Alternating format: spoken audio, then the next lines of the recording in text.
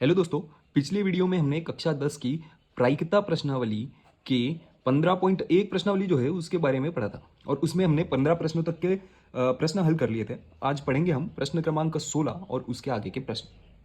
दोस्तों, तो देखिए 16वां प्रश्न क्या कह रहा है। किसी कारण 12 खराब पेनों में 132 अच्छे पेन मिला दिए जाते हैं और केवल देखकर ही हम नहीं बता सकते कि कौन सा पेन तो अच्छा है और कौन सा पेन खराब है। इस मिश्रण से यादृच्छा यानी बिना देखा देखी एक पेन अंदाजे से निकाला जाता है, तो बताओ निकाला गया एक पेन अच्छा ही होगा, इसकी क्या प्रायिकता होगी। ये क्वेश्चन हमारे सामने है। ठीक है, तो इसको हल कर रहे हैं। तो हल में अपन कैसे इसको करेंगे, देखिए हल। तो इन जितने पेन मिलाए थे उसमें खराब पेनों की संख्या कितनी थी। खराब पेनों की संख्या, अच्छा खराब पेनों की संख्या यहां पर 12 थी। अच्छे पेनों की संख्या कितनी थी।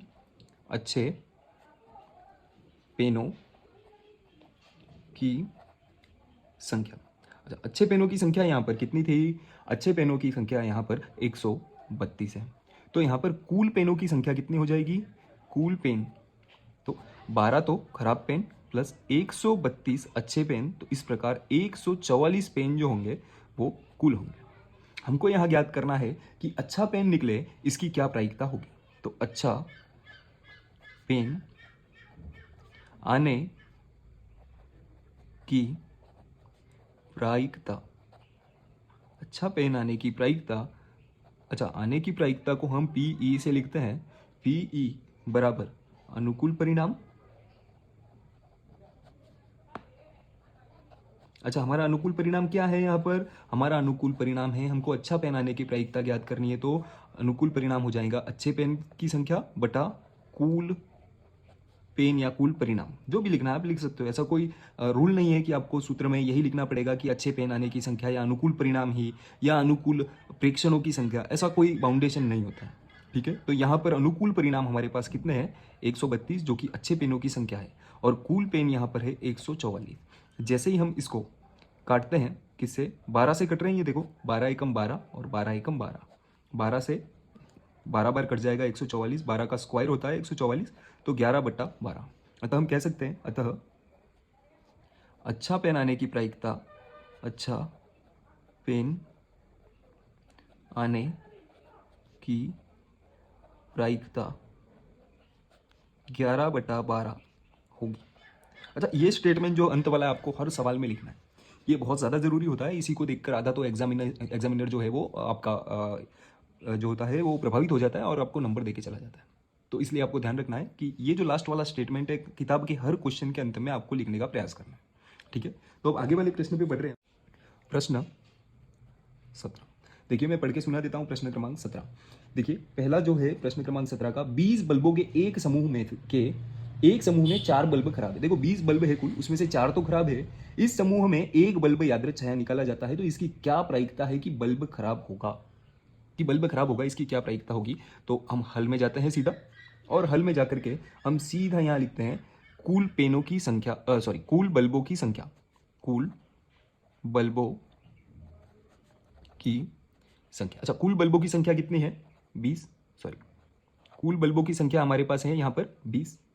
ठीक है, उसमें से खराब बल्ब कितने हैं। खराब बल्बों की संख्या, अच्छा खराब बल्बों की संख्या कितनी बता रखी है हमको 4।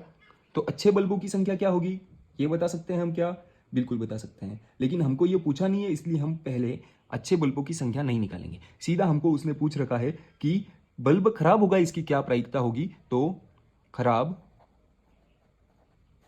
बल्ब आने की प्रायिकता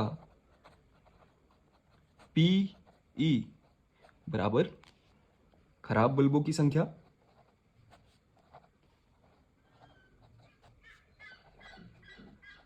बटा कुल बल्बों की संख्या या कुल बल्ब। अच्छा खराब बल्बों की संख्या कितनी थी 4 और कुल बल्ब कितने हैं 20, तो 4 एकम 4, 4 पंजे 20, अतः 1/5 होगी किसकी, खराब बल्ब आने की प्रायिकता। ठीक है, तो इस तरीके से हमने 70वें प्रश्न के पहले को हल कर लिया है। अब 70वें प्रश्न के दूसरे प्रश्न को हल करने का प्रयास करते हैं। कह रहा है वो, मान लीजिए कि जो पहले में निकाला गया बल्ब खराब नहीं है, यानी कि क्या है वो अच्छा है ना। पहला जो 20 में से एक बल्ब निकाला वो अच्छा है। ठीक है, न ही इसे दोबारा इन बल्बों के साथ मिलाया जाता है। अब इस बल्ब को, जो अच्छा बल्ब है उसको निकाल दिया, तो अब अच्छे बल्बों की संख्या क्या हो जाएगी, आप पहले तो वो लिख दो, अच्छे बल्बों की संख्या। अब देखो 4 तो खराब थे, बचे 16, 16 में से एक निकाल चुके हम तो बचे 15। ठीक है, तो यादृच्छाया निकाला जाता है, तो वो बोल रहा है इसकी क्या प्रायिकता होगी कि बल्ब खराब नहीं होगा, है ना। अब इसकी क्या प्रायिकता होगी कि बल्ब जो है वो खराब नहीं होगा, तो पहले हमको इसके लिए बल्ब खराब होगा इसकी प्रायिकता निकालनी पड़ेगी और उसको 1 में से माइनस करना पड़ेगा। अच्छा, इसमें आपको 1 में से क्यों माइनस करना पड़ेगा ये पता करना है तो आप पुराने वीडियो को देख सकते हैं। ठीक है, तो हम यहाँ निकल रहे हैं खराब बल्ब आने की प्रायिकता। खराब या खराब बल्बों की संख्या पहले लिख लेते हैं। खराब बल्बों की संख्या कितनी है, वही 4, उसमें तो कोई डिफरेंस आया नहीं। अब कुल बल्ब कितने हो गए, कुल बल्ब हो गए हमारे पास अब 15 और 4 19। अब पूछ रहा है खराब बल्ब नहीं आए इसकी क्या प्रायिकता होगी, तो पहले हमको निकालना है खराब बल्ब आने की प्रायिकता। खराब बल्ब आने की प्रायिकता। अच्छा, इन प्रश्नों को एकदम शॉर्ट तरीके से भी कर सकते हो, लेकिन आपको प्रश्न पूरे सॉल्व करोगे तो पूरे मार्क्स मिलेंगे। अच्छा, ये डायरेक्टली नहीं बता सकते थे क्या आप कि 4 एकम 4, 4 पंजे 20, तो खराब बल्ब आने की संख्या 1/5 एक लाइन में ही लिख सकते थे, लेकिन आपको पूरा सॉल्व करके बताना है अगर पूरे नंबर चाहिए तो। ठीक है, तो खराब बल्ब आने की प्रायिकता PE बराबर हो जाएगा खराब बल्बों की संख्या 4 बटा कुल बल्बों की संख्या कितनी है 19। तो खराब बल्ब आने की प्रायिकता ये हो गई, लेकिन वो पूछ रहा है खराब बल्ब नहीं होगा इसकी क्या प्रायिकता है, तो खराब बल्ब नहीं आने की प्रायिकता, है ना। अच्छा, खराब बल्ब नहीं आने की प्रायिकता, नहीं आने को हम PE के बार से प्रदर्शित करते हैं। नहीं आने की प्रायिकता 1 में से माइनस करना है PE, यानी आने की प्रायिकता को माइनस करना होता है, तो 1 माइनस हमको करना है 4/19। अच्छा, जिसके बटे में कुछ नहीं, 1, 19 एकम 19, तो 19 एकम 19 हमने लिख दिया ये। अच्छा, 19 एकम 19, 4 एकम 4, 19 में से 4 गए, कितने बचेंगे 15/19, यानी एक खराब बल्ब नहीं आया इसकी क्या प्रायिकता होगी, तो 15/19 होगी। आई होप दोस्तों ये सवाल भी आपको समझ में आया होगा। ठीक है, 15/19 क्लियर है। अब आगे के प्रश्नों की ओर। प्रश्न क्रमांक 18 एक बार पढ़ के सुना देता हूं मैं। प्रश्न क्रमांक 18 क्या लिख रखा है कि एक पेटी में 90 डिस्क है। कितने डिस्क है, 90, जिन पर 1 से 90 तक संख्याएं अंकित हैं। इस पेटी में से एक डिस्क यादृच्छाया निकाली जाती है, इसकी क्या प्रायिकता होगी कि डिस्क पर अंकित होगी, यानी कुल डिस्कों की संख्या। हल में क्या लिख देते हैं हम पहले, कुल डिस्कों की संख्या, कुल डिस्कों की संख्या कितने हैं 90, इन पर 1 से 90 तक अंकित किया गया है ना। तो अब हम हल में जा रहे हैं, पहले का हल कर रहे हैं, 2 अंकों की एक संख्या हो। अच्छा, 1 से 90 तक की गिनती में दोस्तों हम जानते हैं कि 1 2 3 4 5 6 7 8 9 ये सभी एक अंक है, लेकिन जैसे ही हम 10 पर जाते हैं 10 में 2 अंक है, एक तो 1 और एक 0। इसी तरीके से 90 तक टोटल हो जाएंगे 81 संख्याएं जो 2 अंकों से मिलकर बनी हुई है। तो वो पूछ रहा है हमको 2 अंकों की संख्या आने की प्रायिकता, 2 अंकों की संख्या आने की प्रायिकता। ओके, तो 2 अंकों की संख्या आने की प्रायिकता, तो कुल 2 अंकों की संख्या, तो 1 से 90 तक 2 अंकों की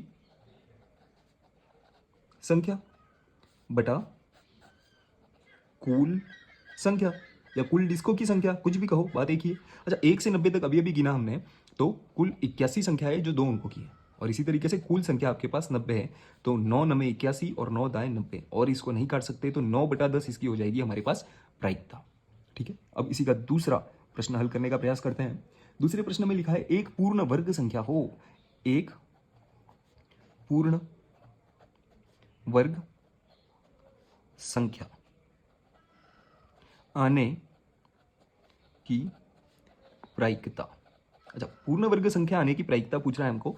पहले बताओ पूर्ण वर्ग संख्या क्या होती है, जैसे 1 से 90 तक में कौन कौन सी है, 1 का स्क्वायर 1, 2 का स्क्वायर 4, 3 का 9, 4 का 16, 5 का 25, 6 का 36, 7 का 49, 8 का 64, 9 का 81, 10 का 100। अच्छा, यहाँ नोटिस करेंगे आप 9 का 81, यानी 81 90 से छोटा है, यानी 90 से छोटी कुल हमको 1 से 9 तक की संख्या के ही वर्ग 90 से छोटा मिला। जैसे ही 9 से 10वें पे गए 10 का स्क्वायर होता है, यानी वर्ग होता है 100, जो 90 से बड़ा हो जाएगा। तो टोटल कितने संख्या मिली जिनका वर्ग 90 से कम है, तो वो पूर्ण वर्ग संख्या हो जाएंगी।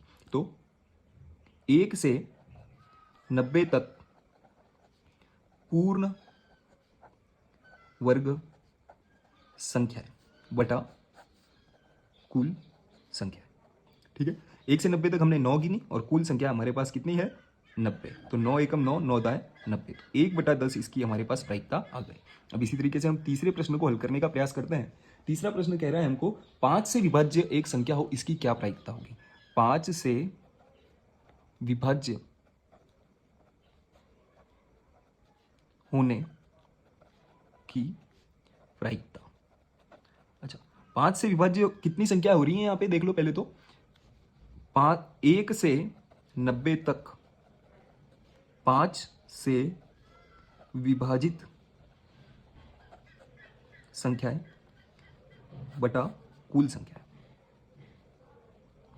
ठीक है, कुल संख्या है। अब यहाँ 1 से 90 तक कितनी संख्या है जो 5 से विभाजित है, तो देखो हम 5 का भाग 90 में देते तो कुल आ जाएंगी 18 संख्या होंगी वो 5 से विभाजित, जैसे 5, 10, 15, 20, 25, 30, 35, 40, 45, 50, 55, 60, 65, 70, 75, 80, 85 और 90, इस ऐसे कुल हमारे पास कितनी संख्या आ जाएंगी 18 बटा कुल संख्या हमारे पास कितनी है, कुल संख्या हमारे पास है 90। तो 18 एकम 18, 18 पचे 90। इस तरीके से इसकी प्रायिकता हमारे पास आ जाएगी 1/5। तो 18वें प्रश्न के तीनों क्वेश्चन। प्रश्न क्रमांक 19 पहले पढ़ के सुना देता हूं। एक बच्चे के पास ऐसा पासा है जिसके फलकों पर A, B, C, D, E, A लिखा हुआ है। क्या लिखा हुआ है? A, B, C, D, E, A। इस पासे को एक बार फेंका जाता है तो इसकी क्या प्रायिकता है। इसमें भी अब दो प्रश्न दे रखे हैं। कितने? दो। पहले में दे रखा है A प्राप्त हो। ठीक है, तो प्रश्न क्रमांक 19वें के पहले को हल करने का प्रयास करते हैं हम। क्या बोल रहा है वो कि A प्राप्त हो, A प्राप्त करने की प्रायिकता। ठीक है, अच्छा, करने की प्रायिकता को हम पीई बोलते हैं, जाहिर सी बात है। अब लिखते हैं हम अनुकूल परिणाम, यानी ए कितनी बार आ रहा है वो हमको लिखना है। ए आने की प्रायिकता, या हम लिख सकते हैं यहां पर कि ए कितनी बार आ रहा है, तो ए अंकित अक्षर। क्या लिखेंगे? ए अंकित फलक, ऐसा भी लिख सकते हैं ना, फलक बोलते हैं जो इस तरीके से पासा बना होता है ना हमारे पास, तो पासे का जो एक हिस्सा, एक दीवार है, उसको फलक बोलते हैं। तो फलक बटा कुल फलक, कुल फलक। अच्छा, ए अंकित कितने फलकों पर है?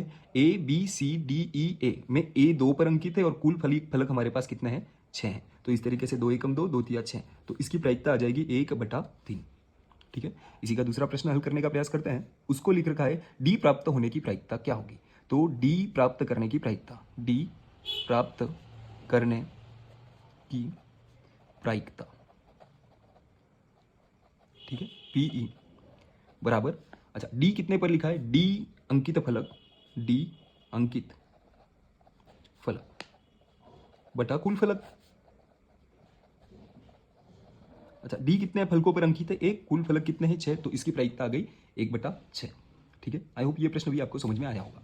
अब अगले प्रश्न की ओर बढ़ रहे हैं हम, प्रश्न क्रमांक 20। देखो, उससे पहले मैं आपको पढ़ के सुना देता हूं कि मान लीजिए आप एक पासे को आकृति में दर्शाए अनुसार क्षेत्र में यदृच्छिक रूप से गिराते हैं, तो इसकी क्या प्रायिकता है कि वह पासा 1 मीटर व्यास वाले वृत्त के अंदर गिरेगा। ठीक है, तो दोस्तों सबसे पहले ये जो आयत दिख रहा है उसके अंदर एक छोटा सा वृत्त आपको दिख रहा होगा।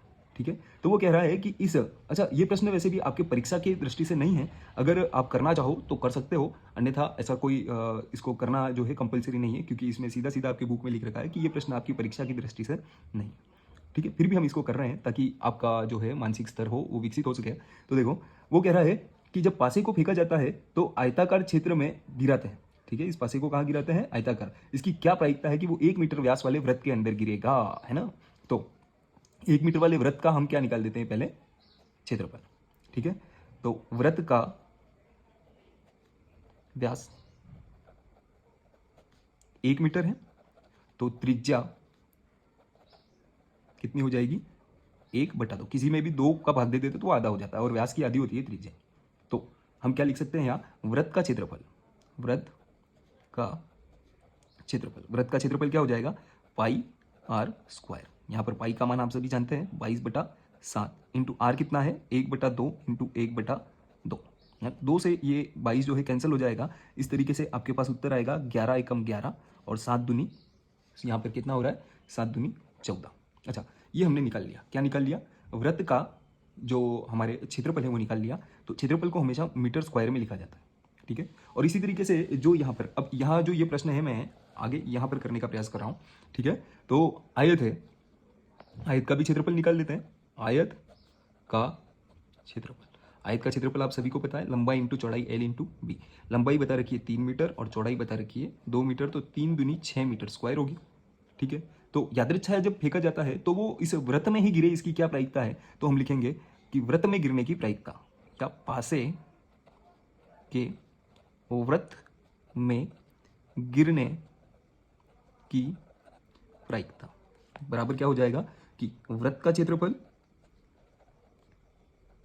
बटा, वृत्त का क्षेत्रफल बटा आयत का क्षेत्रफल। अच्छा, वृत्त का क्षेत्रफल कितना है, वृत्त का क्षेत्रफल हमको मिल जाएगा, कितना मिला है 11/14, और आयत का क्षेत्रफल कितना है हमारे पास 6, तो इंटू में 6, तो 11/6 चौक कितना होता है 24। इस तरीके से हम कह सकते हैं कि जो हमारे पास ये है कि पासा जो है वृत्त के अंदर ही गिरे, इसकी क्या प्रायिकता होगी, तो आप समझ चुके होंगे 11/24। आई होप इसमें कोई डाउट वाली बात आपको होगी नहीं, मुझे नहीं लगता इसमें कोई बात होनी चाहिए जो आपको डाउटफुल लगे, ठीक है।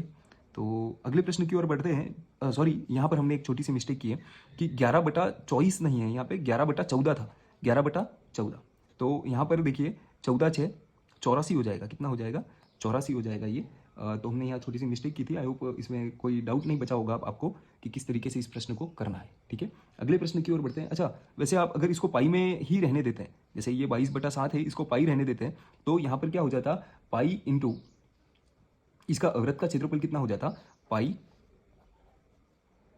आर स्क्वायर को आप लिख सकते थे 1/2 इंटू 1/2, तब हो जाता ये पाई 2 दूनी 4 हो जाता, ठीक है। इसको इस तरीके से नहीं करना हो तो कह रहा हूँ मैं, तो पाई का मान ये हो गया आपके पाई/4, और इधर आपके जो ये आयत का क्षेत्रफल निकल रहा है 6, तो पाई/6 चौक 24, ये भी आपका निकल सकता था उत्तर। आप चाहे ये प्रश्न का उत्तर निकालो, ये निकालो, ये आपके ऊपर डिपेंड है, दोनों ही पूरी तरीके से सही है, पूरे पूरे अंक दोनों ही प्रश्न को हल करने पर मिलेंगे।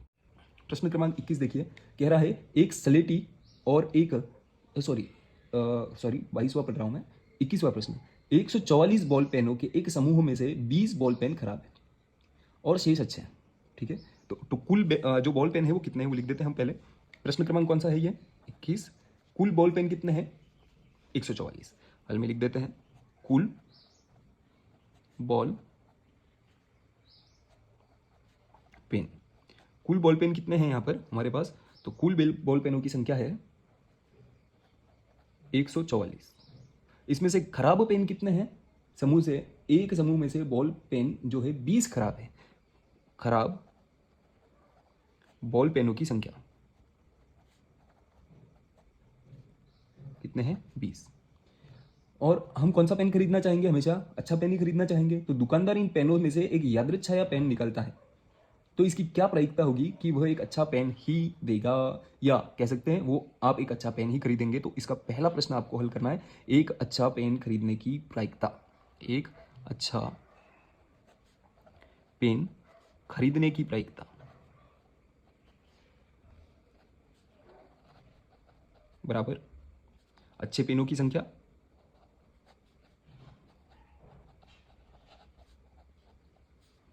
बटा कुल पेन।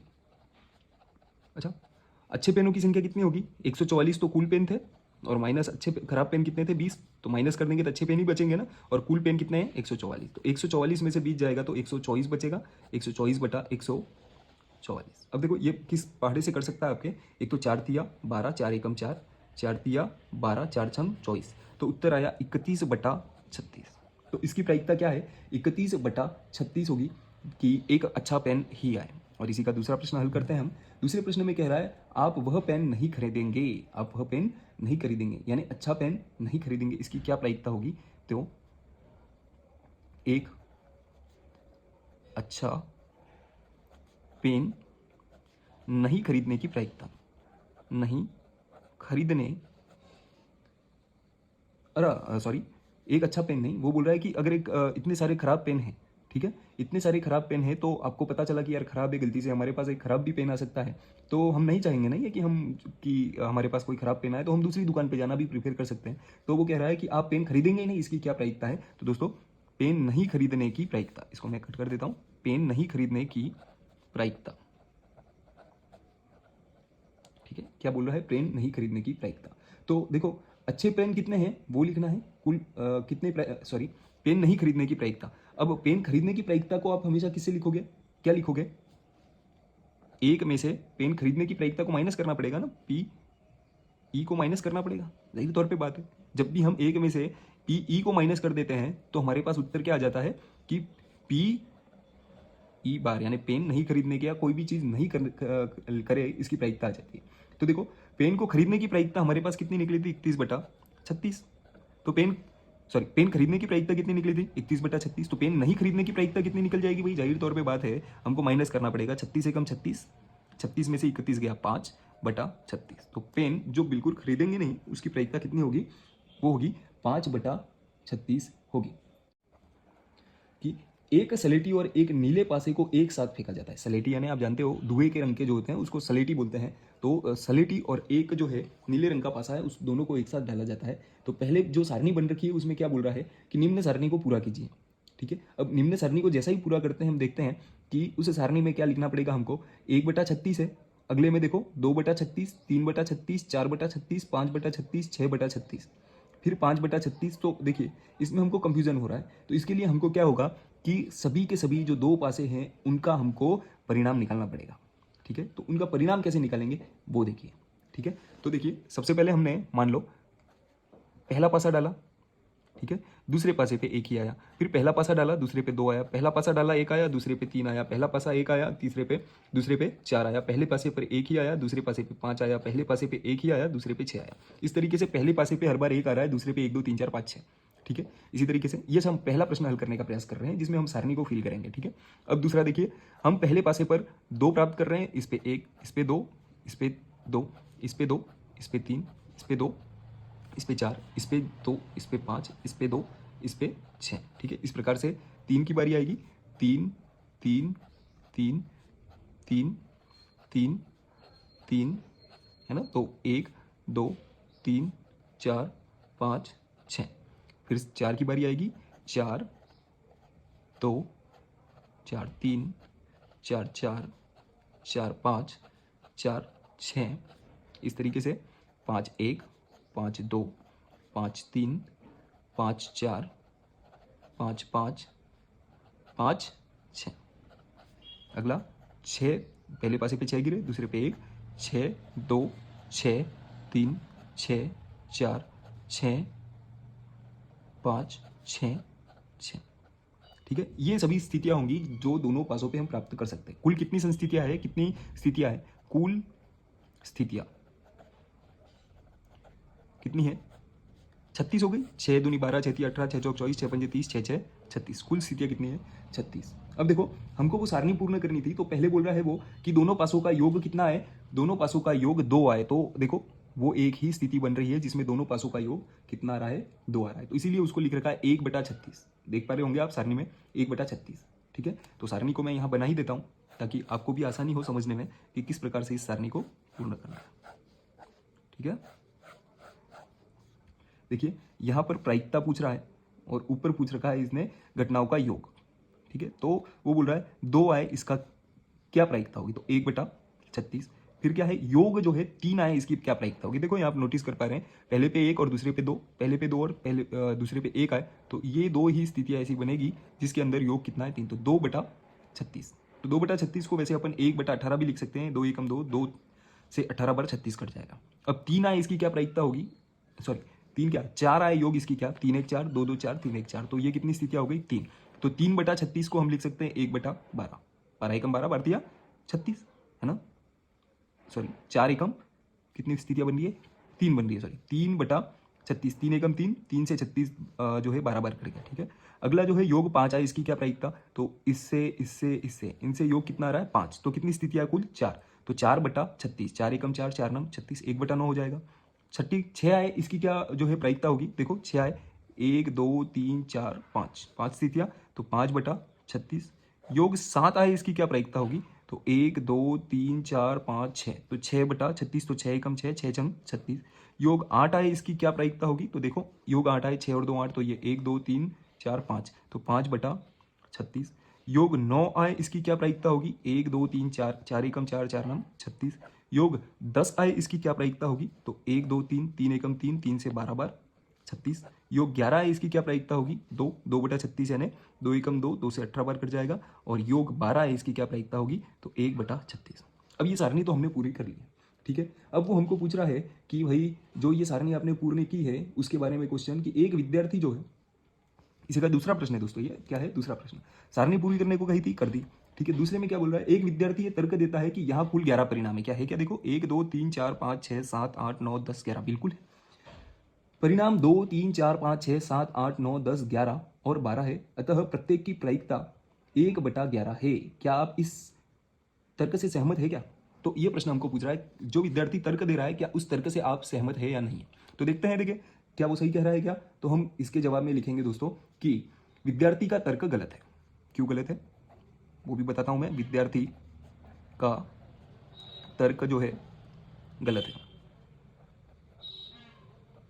क्योंकि सभी 11 घटनाएं जो है ना, प्रारंभिक घटनाएं नहीं है ना। क्योंकि प्रारंभिक घटनाएं क्या होती? वो बोलता कि पहले पर पासे पर 1 आए और दूसरे पे 2 आए, इसकी क्या प्रायिकता है, ऐसा पूछता तो हम 1/36 लिखते हैं। लेकिन वो जो बता रहा है वो एकदम सही नहीं है, क्योंकि सभी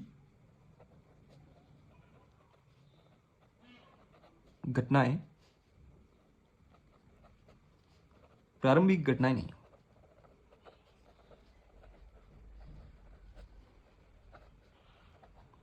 प्रत्येक घटना का, अब इसमें और आगे क्या वो लिख सकते हो आप कि प्रत्येक घटना से संबंधित परिणामों की प्रायिकता भिन्न भिन्न है ना। क्या है? प्रत्येक घटना से संबंधित परिणामों की प्रायिकता भिन्न भिन्न है। प्रत्येक घटना से संबंधित परिणामों की प्रायिकता प्रायिकता अलग अलग है या अलग है। तो इस वजह से क्या है कि ये प्रारंभिक तो नहीं है, जाहिर तौर पे बात है कि प्रारंभिक तो नहीं होने वाली है ये स्थितियां। प्रारंभिक स्थिति क्या होती कि वो पूछता कि पहले पासे पर 1 आए, दूसरे पे 2 आए, इसकी क्या प्रायिकता होगी? तो हम लिख पाते, क्या लिख पाते कि 1/36, ठीक है। और ऐसी कितनी स्थितियां बन रही है? केवल एक ही बन रही है ना। पासे पर वो क्या बोल रहा है कि इसकी प्रायिकता कितनी होगी? 1/11 होगी। तो 1/11 कैसे होगी भाई? 1/11 तो होगी नहीं हर किसी के लिए। इसके लिए कितनी आ रही है प्रायिकता? इसके लिए प्रायिकता आ रही है कितनी आ रही थी कि योग 3 आए, इसकी क्या प्रायिकता होगी? 2/36 यानी 1/18 आ रही थी। 1/18 आ रही थी ना। वो क्या बोल रहा है कि 1/11 आएगी इन सभी के लिए। तो 1/11 कैसे आएगी? सबके प्रारंभिक परिणाम नहीं है, प्रारंभिक परिणाम तो ये है, ठीक है, अलग है। अतः विद्यार्थी का तर्क संगत नहीं है।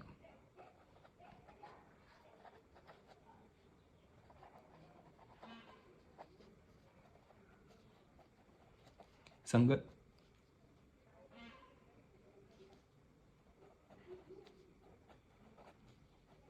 अगला प्रश्न हम करने का प्रयास करते हैं दोस्तों, प्रश्न क्रमांक, हाँ, तो देखिए प्रश्न क्रमांक 23 में बढ़ रहे हैं हम। क्या है? पहले प्रश्न को पढ़ लेते हैं।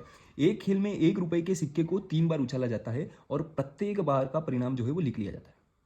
तीनों परिणाम समान होने पर प्रत्येक, अर्थात 3 बार जीत हो या फिर 3 बार पट हो तो हनीफ खेल जीत जाएगा। यानी 3 बार हेड आए या फिर तीनों ही बार में टेल आएगा तो ही हनीफ जीतेगा, वरना हनीफ जो है हार जाएगा। तो हनीफ हार जाए, इसकी क्या प्रायिकता होगी बतानी, ठीक है।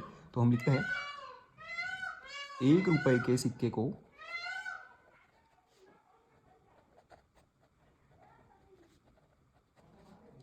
3 बार उछालने की प्रायिकता,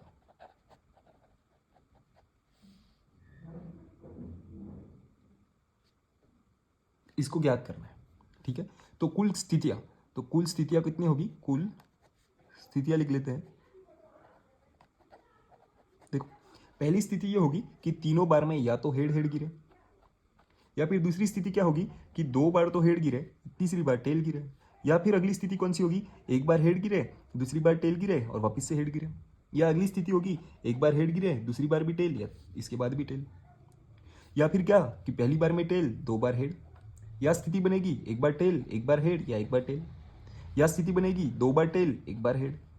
या फिर स्थिति बनेगी तीनों बार ही टेल टेल टेल, ठीक है। तो ये कुल मिलाकर एक सिक्के को जब उछालते हैं 3 बार तो 8 स्थितियां है। हमको बताना है हनीफ हार जाए इसकी स्थितियां, तो कुल स्थितियां कितनी है या कुल परिणाम कितनी है? कुल परिणाम कितने हो गए हमारे पास? 8 हो गए।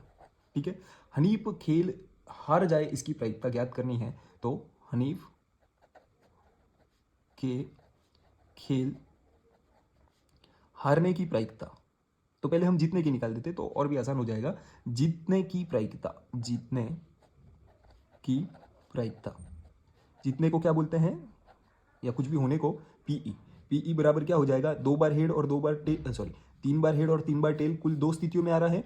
तो जीतने की प्रायिकता, तो जीतने के अनुकूलित परिणाम बटा कुल परिणाम। अच्छा, कुल परिणाम, जितने के अनुकूलित परिणाम एक तो ये और एक ये है, तो 2 बटा कुल परिणाम कितने हैं? 8, तो 2 एकम 2, 2 चौक 8। तो जीतने के तो ये हो गए, लेकिन हारने की प्रायिकता पूछ रहा है। तो हारने की प्रायिकता हनीफ के खेल को हारने की प्रायिकता क्या हो जाएगी? पी, यानी नहीं जीतने की, हारने की यानी नहीं जीतने की ज्ञात करनी है, तो 1 माइनस जीतने की प्रायिकता यानी पीई को माइनस करना है। तो 1 माइनस हमको करना है 1/4, तो जाहिर तौर पे बात है 4 एकम 4, 4 में से 1 गया 3, तो 3/4। अतः हनीफ के खेल में हारने की प्रायिकता 3/4 होगी। लिखना है ये स्टेटमेंट, अतः हनीफ के खेल में हारने की प्रायिकता 3/4 होगी। क्लियर है? वो ये समझ में आया होगा सवाल। अगले प्रश्न देखो, प्रश्न क्रमांक 24 में पढ़ के सुनाता हूँ आपको, उसके बाद अपन डिसाइड करते हैं क्या करना है। देखो, एक पासे को 2 बार फेंका जाता है। अब ये ऐसा सवाल हम पहले कर चुके हैं प्रश्न क्रमांक 22 में, जिसमें एक सलेटी और एक नीला पासा था। अब की बार पासे के कलर नहीं बताए, लेकिन 2 पासे एक साथ उछाले जाते हैं। इसकी क्या प्रायिकता है कि किसी भी बार 5 नहीं आएगा, और इसी का दूसरा बोल रहा है कम से कम जो है 5 कम से कम एक बार आएगा। इसकी क्या प्रायिकता है? तो देखो, सबसे पहले किसी भी बार 5 नहीं, तो पहले हम कुल स्थितियों को निकाल लेते हैं। तो 2 पासे उछालने पर कुल स्थितियां कितनी होती है? हमने निकाल ली थी 36। अच्छा, इनको बनाना भी है, मैं एक बार आपको बता देता हूं, जो हमने पिछले में बनाए थे। तो कुल स्थितियां कितनी है? 36। अच्छा, इसमें वो क्या पूछ रहा है हमको कि पहले सवाल में 5 किसी भी बार नहीं आएगा, इसकी क्या प्रायिकता है? 5 किसी भी बार नहीं आएगा, इसकी क्या प्रायिकता है? तो देखो, 5 कितनी बार आ रहा है पहले ये हमको देखना पड़ेगा। देखो, ये पूरी जो लाइन है उसमें 5 आ रहा है ना। उसके बाद और कौन सी लाइन है जिसमें 5 आ रहा है? देखिए, नोटिस कीजिए, ये वाली लाइन, इसमें भी 5 आ रहा है ना। तो हमको पूछ रहा है कि 5 किसी भी बार नहीं आएगा, इसकी क्या प्रायिकता है? तो आ कितनी बार रहा है? इतनी बार। नहीं कितनी बार आएगा वो हमको निकालना है। तो हमको क्या करना पड़ेगा? हमको पहले तो निकालना पड़ेगा 5 आने की प्रायिकता। क्या निकालना पड़ेगा? है ना, कितनी हो जाएगी? 1 2 3 4 5 6 7 8 9 10 11 12 13 14 15 16 17 18 19 20 21 22 23 24 25। तो 5 नहीं आने के अनुकूलित परिणाम कितने हो गए? तो पहले प्रश्न को हल कर रहे हैं हम। देखिए, 5 न आने की प्रायिकता, तो 5 न आने के अनुकूलित परिणाम, 5 न आने के अनुकूलित परिणाम बटा कुल परिणाम। तो देखो, 5 नहीं आने के ये कितने हो गए? 5 कितनी बार में नहीं आ रहा है? हमने देखा 25, और कुल परिणाम कितने हैं हमारे पास? 36। तो इसकी प्रायिकता क्या हो गई? 25/36। आई होप ये प्रश्न समझ में आया होगा। इसी का दूसरा प्रश्न लेते हैं हम। क्या बोल रहा है दूसरे प्रश्न में? 5 कम से कम एक बार आने की कुल परिणामों की संख्या कितनी होगी? 5 कम से कम तो एक बार आना ही चाहिए। गिनो अब फिर से, ये कितनी बार आ रहा है? 1 2 3 4 5 6 7, ये तो गिन चुके हैं, 8 9 10 11। कम से कम एक बार तो आ ही रहा है। इसमें 2 बार आए तो कोई प्रॉब्लम नहीं, कम से कम एक बार तो आ ही रहा है। ठीक है, तो इसमें हम लिखेंगे कम से कम 5 आने की प्रायिकता। कम से कम एक बार 5 आने की प्रायिकता, है ना। पीई ज्ञात करना है हमको इसमें। तो कितनी बार आ रहा है? सॉरी, पहले लिख देते हैं 5 आने के अनुकूलित परिणाम। 5 आने के अनुकूलित परिणाम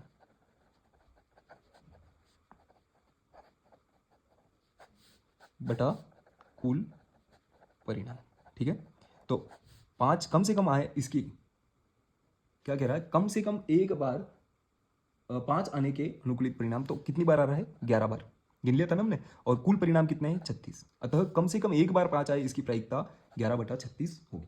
आई होप दोस्तों ये प्रश्न आपको समझ में आया हो कि ये प्रश्न क्या कह रहा है। तो देखिए पढ़ के सुनाता हूँ। निम्नलिखित में से कौन से तर्क सत्य है और कौन से तर्क असत्य है, सकारण उत्तर दीजिए। तो पहला है, यदि 2 सिक्कों को एक साथ उछाला जाता है तो इसकी 3 संभावित परिणाम 2 चित, 2 पट या प्रत्येक एक बार है, अतः इसमें प्रत्येक परिणाम की प्रायिकता 1/3 होगी। ठीक है, तो ये प्रश्न क्या पूछ रहा है कि 2 सिक्कों को एक साथ उछालते हैं तो क्या होगा, या तो एक बार हेड हेड आएगा। देखो पहले को हल कर रहे हैं हम, 25वें के हल में जा रहे हैं, तो देखो या 2 सिक्कों को उछाल रहे हैं तो या तो हेड हेड आएगा, या एक पे हेड एक पे टेल आए, या एक पे टेल एक पे हेड आए, या दोनों पे ही टेल आए, ऐसा हो सकता है, दोनों को एक साथ उछाल रहे हैं तो। ठीक है, तो देखो 2 बार जीत आने की प्रायिकता क्या होगी, है ना, 2 बार जीत आने की प्रायिकता दोनों बार कितनी होगी, 1/4 होगी। तो हम यहाँ लिखते हैं 2 बार जीत आने की प्रायिकता कितनी होगी, 1/4। ठीक है, तो क्या कह सकते हैं हम, पीई चित को हम क्या बोलते हैं, एच एच। ये एच एच कितनी बार आ रहा है, चित कितनी बार आ रहा है, 1/4 बार, तो इसकी प्रायिकता क्या होगी, 1/4।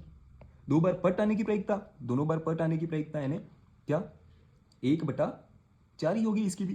तो हम लिखते हैं 2 बार पट होने की प्रायिकता या आने की प्रायिकता कितनी होगी, है ना, प्रायिकता, इसको हम पीटीटी से बोल सकते हैं। तो कितनी आएगी, एक ही बार तो है ये स्थिति भी, तो 1/4। लेकिन वो कि प्रत्येक बार परिणाम की प्रायिकता जो है 1/3 होगी, ये तो एक सीधा सीधा है, असत्य कह सकते हैं हम। तो दिया गया तर्क असत्य है, दिया गया तर्क की प्रायिकता 1/3 होगी, असत्य है। अगले प्रश्न की ओर बढ़ते हैं, क्या कह रहा है अगला प्रश्न, समझने का प्रयास करते हैं। अगला प्रश्न कह रहा है हमको कि यदि, इसी का दूसरा है, यदि एक पासे को फेंका जाता है तो इसके 2 संभावित परिणाम एक विषम संख्या या एक सम संख्या है, अतः एक विषम संख्या ज्ञात करने की प्रायिकता 1/2 है। अब हम जाते हैं कि पासे पे 1 2 3 4 5 6 यही तो होता है, तो हल में लिख रहे हैं अभी यहाँ हम कि इसमें सम कितनी है, 1 2 3, विषम कितनी है, 1 2 3। तो वो ये बोल रहा है कि सम और विषम आने की प्रायिकता 1/2 होती है। तो हमको क्या बोल रहा है, विषम आने की संख्या प्रायिकता 1/2 होगी, तो विषम आने संख्या आने की प्रायिकता, ठीक है, विषम संख्या आने की प्रायिकता को पीई बराबर हम क्या लिख सकते हैं, कुल अनुकूल विषम संख्या या विषम संख्या संख्या बटा कुल संख्या। विषम संख्या कितनी है इसमें, 3, है ना, विषम संख्या 1 2 3, और कुल संख्या कितनी है, टोटल 6, 3 एकम 3, 3 दूनी 6, तो 1/2 आ रही है। तो क्या उसने भी यही बताया, विषम संख्या आने की एक पासे पर 1/2 होगी प्रायिकता, तो बिल्कुल सही है ना। तो ये क्या होगा आपका कथन, सत्य, उसके द्वारा बताया गया कथन बिल्कुल बिल्कुल सत्य होगा। आई होप प्रश्न ये आपको समझ में आया होगा दोस्तों कि किस तरीके से इसको सॉल्व करना है। ठीक है, तो धन्यवाद दोस्तों, ये प्रश्नावली हमारी पूर्ण हो चुकी है 15.1। अगली 15.2 है जो वो ऐच्छिक प्रश्नावली है, उसको हमको करना नहीं है। तो हमने जितने भी क्वेश्चन किए 25 तक के, उसमें कोई भी डाउट हो तो आप मुझे जो है कमेंट बॉक्स में पूछ सकते हैं।